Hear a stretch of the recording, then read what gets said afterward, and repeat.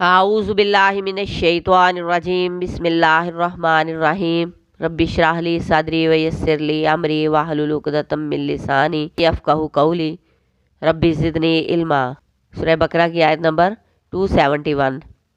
ان اگر تبدو الصدقات، تم ظاہر کرو صدقات کو، فنعما تو کیا ہی اچھا ہے، ہیا وہ، وَإِنْ اور اگر تخفوہا تم چھپاؤ انہیں، وَتُؤْتُوهَا الْفُقَرَاءَ اور تم دو انہیں فقراء کو، فَهُوَ تو وہ خیر لکم بہتر ہے تمہارے لیے، وَيُكَفِّرُ اور وہ دور کر دے گا عنکم تم سے، من سیئاتکم تمہاری برائیوں کو، واللہ اور اللہ بما اس سے جو تعملون تم عمل کرتے ہو، خبیر خوب باخبر ہے۔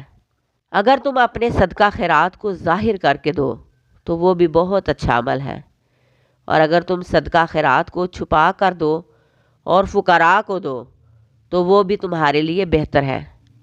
اگر فقراء کو دینا ہے تو بہتر یہ ہے کہ چھپا کر دیا جائے۔ صدقہ دینے کا فائدہ یہ ہوگا کہ اللہ تم سے تمہاری برائیاں ہٹا دے گا۔ حدیث میں آتا ہے کہ صدقہ خطاؤں کی آگ بجھاتا ہے، جیسے آگ کو پانی بجھاتا ہے، اسی طرح صدقہ گناہوں کی آگ بجھا دیتا ہے، اور خفیہ خیرات اللہ کے غضب کو بجھاتی ہے۔ اور اللہ تبارک و تعالی جو بھی تم عمل کرتے ہو پوری طرح خبر رکھنے والا ہے، اس کو ہر چیز کا علم ہے، اس کو ظاہری اور باطنی ہر چیز کا خوب علم اور خبر ہے۔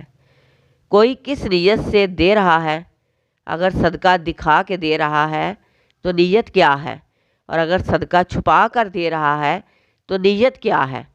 وہ ہر چھپی ہوئی اور ظاہری چیز کی خوب خبر رکھتا ہے کہ بندے کے دل و دماغ میں کیا چھپا ہوا ہے۔ ظاہری صدقہ اس نیت سے دینا کہ مجھے دیکھ کر اور لوگ بھی دیں تو بہتر ہے۔